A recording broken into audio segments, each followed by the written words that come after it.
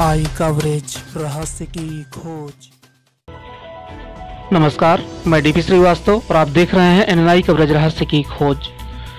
उत्तर प्रदेश में विधानसभा चुनाव के नजदीक आते ही राजनीतिक दलों की सरगर्मियां तेज हो गई हैं। इसी बीच प्रगतिशील समाजवादी पार्टी ने भी चुनावी हलचल शुरू कर दी है। उत्तर प्रदेश के बहराइच जनपद में नानपारा क्षेत्र अंतर्गत एक प्रेस कॉन्फ्रेंस के दौरान प्रसपा यूथ विंग के राष्ट्रीय सचिव जमील अहमद अंसारी ने अपनी पार्टी की उपलब्धियां बताई। श्री अंसारी मोहल्ला का टोला में मनोज कुमार तिवारी के अवसर पर पत्रकारों से बात कर रहे थे। इस दौरान उन्होंने आगामी विधानसभा चुनाव 2022 में सपा और बसपा की गठबंधन वाली सरकार के संकेत दिए। क्षेत्र भ्रमण में युवा नेता श्री अंसारी के साथ मूसा सिद्दीकी, मुकेश अग्रहरी और सुनील कुमार जायसवाल सहित अन्य प्रसपा कार्यकर्ता भी मौजूद थे। देखिए, अभी आपने जैसा कि कहा कि पिछला 2019 प्रगतिशील समाजवादी पार्टी, चूँकि समाजवादी पार्टी परिवार के एक अभिन्न अंग है और जैसा कि समाजवादी पार्टी का सिंबल रहा है साइकिल, और साइकिल के मैं कहना चाहूँगा कि साइकिल के दो पहिए होते हैं, जिसमें एक पहिया शिवपाल चाचा, आदरणीय शिवपाल चाचा, और दूसरे पहिया माननीय आदरणीय मुलायम सिंह चाचा।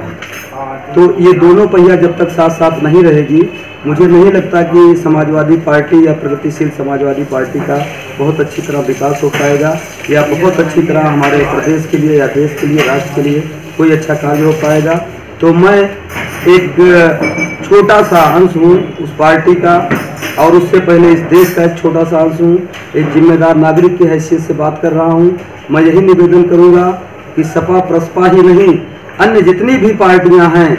जो भी राष्ट्र हित में, प्रदेश हित में, जनहित में, समाज हित में, न्याय हित में उनका उद्देश्य, सभी पार्टियां कंधे से कंधा मिलाकर एकजुट होकर के समाज के लिए, प्रदेश के लिए, राष्ट्र के लिए काम करें और चुनाव लड़ें और राष्ट्र को एक ऐसा राष्ट्र बनाएं कि जो कि पूरी दुनिया में हमारा हिंदुस्तान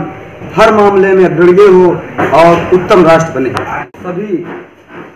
वर्ग और धर्म को यूनाइट करते हुए, एक करते हुए,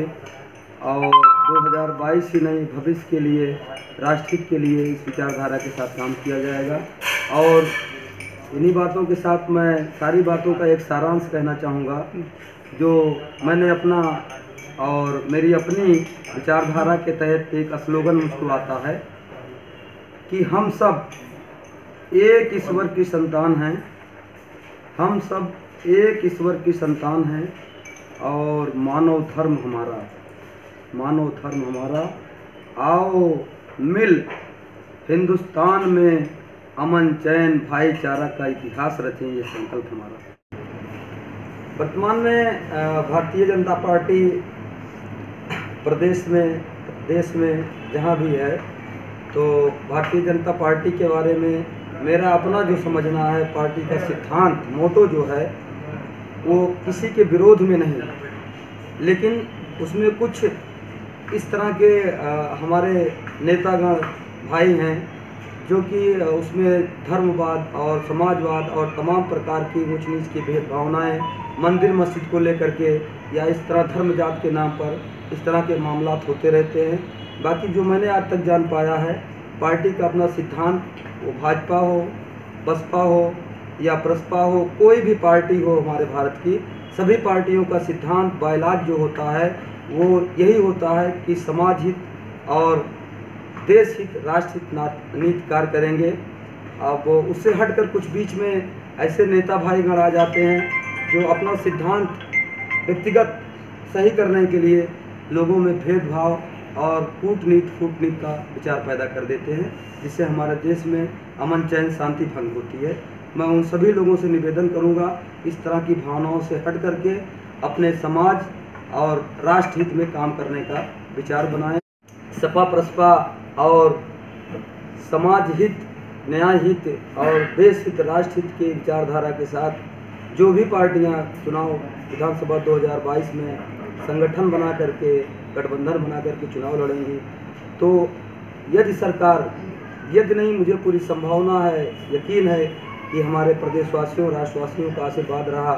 तो 2022 में सरकार जरूर बनेगी। और रही बात 5 वर्षों के कार्यकाल के लिए, तो प्रदेश की बात जहाँ तक है तो पहला सिद्धांत होगा पार्टी का स्वास्थ्य और शिक्षा के संबंध में प्राथमिकता होगी कि अपने प्रदेश को स्वास्थ्य संबंधित सेवाएं और शिक्षा संबंधित सेवाएं प्राथमिक रूप से जो है जनता को उपलब्ध कराया जाए, क्योंकि मेरा मानना है और कि शिक्षा ही एक ऐसी चीज़ है जो समाज में एक नया क्रांति ला सकती है और एक नई क्रांति के साथ हमारे समाज को ही नहीं पूरे राष्ट्र को बल्कि पूरी दुनिया में एक नया बदलाव लाया जा सकता है, और जिसको हम कहेंगे शिक्षा क्रांति के नाम से। और इस पर हमारा विशेष ध्यान है, विशेष जोर है। बाकी स्वास्थ्य संबंधित सेवाओं के लिए तमाम मेडिकल कॉलेज की व्यवस्था और मेडिकल एजुकेशन संबंधित मेडिकल कॉलेज की व्यवस्था और स्वास्थ्य की जितनी भी व्यवस्थाएं हैं उस पर विशेष रूप से ध्यान देते हुए स्वास्थ्य और शिक्षा पर कार्य किया जाएगा। बाकी समस्त जितने भी जनता की सेवाओं की आवश्यकता होती है सभी से आवश्यकताओं पर सभी विभागों पर